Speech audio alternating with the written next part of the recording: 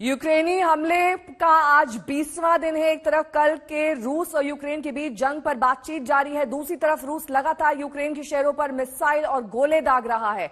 आपको दिखा रहे हैं कि कैसे रूसी हमले में यूक्रेन के शहर बर्बादी की कगार पर है।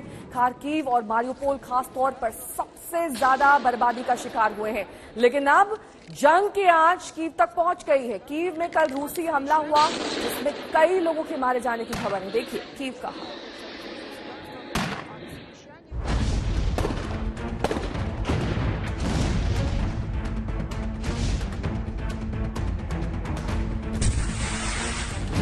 ये उस कीव शहर की तस्वीर है जो जंग के 18 दिन तक रूसी हमले से महफूज था।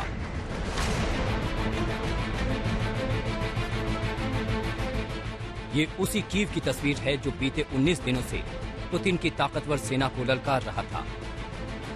जंग के 19वें दिन सोमवार को युद्ध की आंच कीव तक पहुंच गई। ये तस्वीर कीव की एक रिहायशी इमारत की है। एक भयंकर ब्लास्ट में इमारत के परखच्चे उड़ गए। स्थानीय लोगों के मुताबिक इस हमले में कम से कम 2 लोगों की मौत हुई है। जो उत्तर दिशा से और उत्तर पूर्व और उत्तर पश्चिम की दिशा से 3 हमले हो रहे थे, उसमें कुछ कमी की बात तो की जा रही है।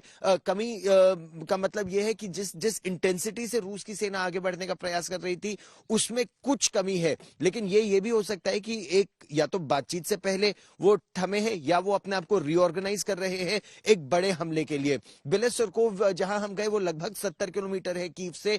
उसके रास्ते में इतनी जगह पर अब चेक पॉइंट्स और मिलिट्री बैरिकेड्स लग गए हैं कि कोशिश इनकी ये हो रही है कि किसी भी तरह से अगर रूस की सेना आगे बढ़ने की कोशिश करे दक्षिण की दिशा से भी, तो हर कुछ किलोमीटर पर उसे रोकने का प्रयास किया जाए।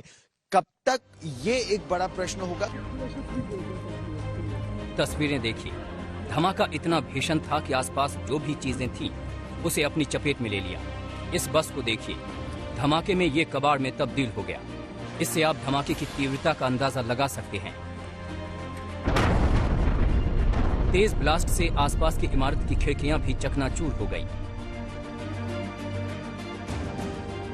Я видел траекторию дымовую, что сюда падает. Потом взрыв, и в соседнем доме я там на балконе. И услышал взрыв, и дым пошел. Все, потом прибежал сюда. Вот, 1 человек погиб там. Осторожно, ограждение. इससे पहले कल कीव में रूसी आर्टिलरी ने भी हमला बोला था। रिहायशी इमारत पर गोला गिरने से एक शख्स की मौत हो गई। जंग के 19वें दिन रूसी फौज ने कीव को चौतरफा घेरकर राजधानी पर शिकंजा कसना शुरू कर दिया है। कीव के भीतर लड़ाई की शुरुआत हो चुकी है और आज ये और भीषण हो सकता है। जो रूसी सेना का बढ़ना है आगे, वो बहुत हद तक रोक दिया गया है कीव के आसपास। और पिछले 4 दिन में इरपिन के अंदर रूसी फौज सिर्फ 2 किलोमीटर आगे बढ़ पाई है और अभी कीव 18 किलोमीटर दूर है वहां से।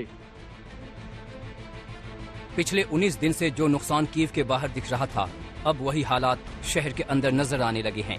कीव के पास होस्टोमेल शहर के आसमान में उठता ये धुआं यूक्रेन की एंटोनोव एयरक्राफ्ट फैक्ट्री का है। ये देखिए, एंटोनोव एयरक्राफ्ट फैक्ट्री युद्ध से पहले कैसी लगती थी और अब इसका क्या हाल है। इस हमले को यूक्रेन की वायु शक्ति पर हमले के रूप में देखा जा रहा है। अभी ये पता नहीं चला है कि इस फैक्ट्री में अंदर कितना नुकसान हुआ है, लेकिन तस्वीरों से जो संकेत मिल रहे हैं वो अच्छे नहीं हैं। इस प्लांट की एक खासियत यह है कि भारतीय वायुसेना के लिए एंटोनोव AN-32 ट्रांसपोर्ट एयरक्राफ्ट यहाँ बनते थे और भारत के डिफेंस सप्लाई चेन में इसकी एक बड़ी भूमिका थी। जंग 20वें दिन में पहुंच चुका है और अब साफ नजर आने लगा है कि कीव के किले पर कब्जे के लिए रूसी फौज अब और इंतजार के मूड में नहीं है। कीव से कैमरामैन पवन कुमार, मोहसिन खान के साथ श्वेता सिंह, गौरव सावंत, राजेश पवार और गीता मोहन आज तक।